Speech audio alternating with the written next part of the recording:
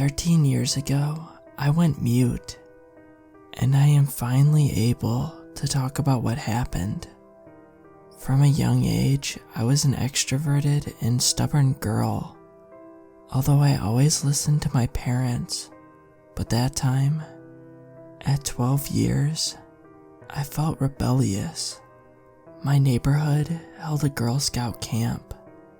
Every year, my parents didn't allow me to go, but this time, I felt old enough, which was my first mistake.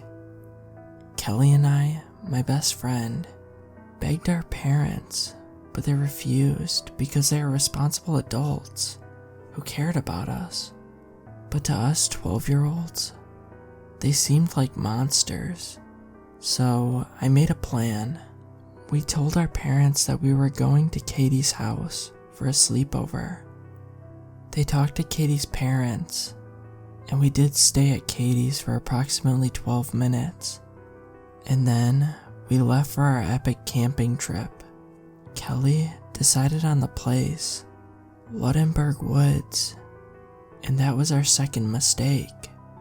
Kelly and I have been best friends ever since we were little. Recently, it was her birthday and I gifted her a unicorn bracelet, which she never took off. Our neighborhood is surrounded by woods. The Girl Scout camp took place in the eastern part of the wisteria forest, so we were quite far away. We didn't really have any camping gear, just 2 pillows, a blanket, a small Barbie tent, a flashlight, and some snacks, enough for a day. We rode our cycles from Katie's to the woods. At first, everything seemed nice. We heard birds chirping and cars go by.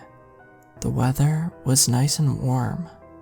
We saw squirrels and rabbits jumping around. But as we went on, the forest grew thicker. We were tired of running around, so we sat under a dark shaded tree. We ate our snacks, and I tried to scare Kelly. But what happened next terrified me to my core. As we started walking down the wrecked trail again, we couldn't hear or see any animals.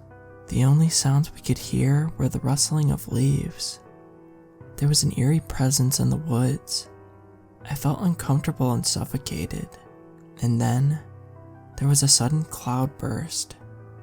It felt like the whole woods were closing in on us. An ominous feeling wrapped around me. The trees looked like tall, intimidating creatures. The peal of thunder startled us, and both of us ran for shelter. In a state of panic, I realized that Kelly was missing. Fog surrounded me, so I couldn't see anything, but I could feel she wasn't here. After I calmed down, I investigated my surroundings and scouted for Kelly. As I said before, where I live was quite warm, but here it felt like it dropped to about 10 degrees. Anyway, while walking down the path, I noticed something. It was iron. As far as I know, that wasn't natural. Why would there be human-made stuff so deep in the forest? I walked closer to it. In the betwixt of the fog, I saw an iron staircase. It seemed new, polished, and untouched by nature, almost as though time had stopped for it. It seemed like someone had cut the stairs from a house and put them here. I was so mesmerized by them that it didn't even register to me that all the sounds were blocked off. At this point, I could hear nothing but my own breath. Looking at the stairs, I felt an unexplainable morbid feeling to climb up them. At that time, I felt like it was a must to climb. I had no choice, so I did. I started climbing them. With each step, I felt disconnected from reality. Nothing mattered. Eventually, I couldn't even hear my own breath. Or was I not breathing? You may think that creepy sounds and screams are scary, but no. There was only the final step left between me and whatever lies beyond. Last thing I could recollect was feeling a push. That's it. I fell and lost consciousness. When I woke up, it was still pouring, even heavier than before. After I made sense of what was happening, I felt like I was being watched. Then I heard my name, Rebecca, in a low, distorted voice. It didn't sound human.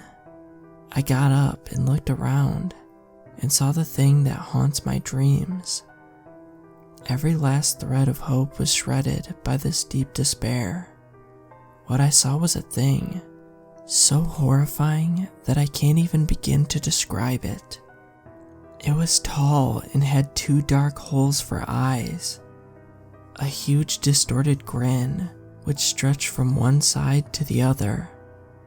It had huge limbs and sharp claws covered with disgusting blood. I was petrified looking at it. It continued to say my name in a non-childlike voice. It began to walk towards me, repeating my name in the same disturbing voice. In a state of panic, I searched for a weapon and my eyes landed on a piece of wood. Without thinking, I swung the piece of wood, hitting it until it was a bloody mess. After I realized what I had done, I ran away. I kept running and running. In my attempt at escaping that demon, I barely noticed the sounds of the woods.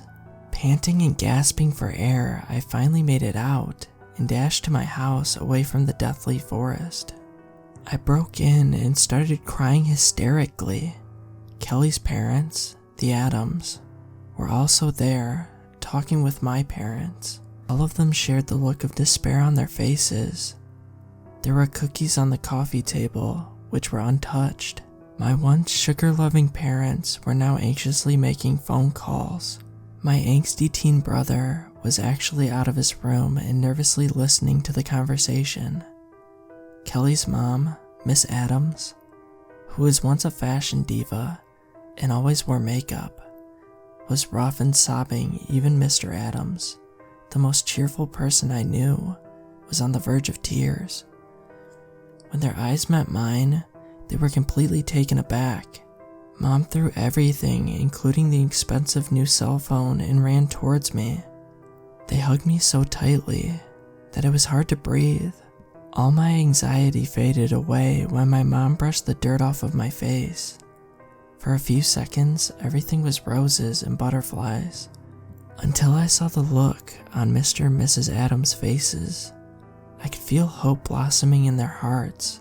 Their hope was like a beautiful stained glass window, which was shattered by the despairing news of the absence of their daughter.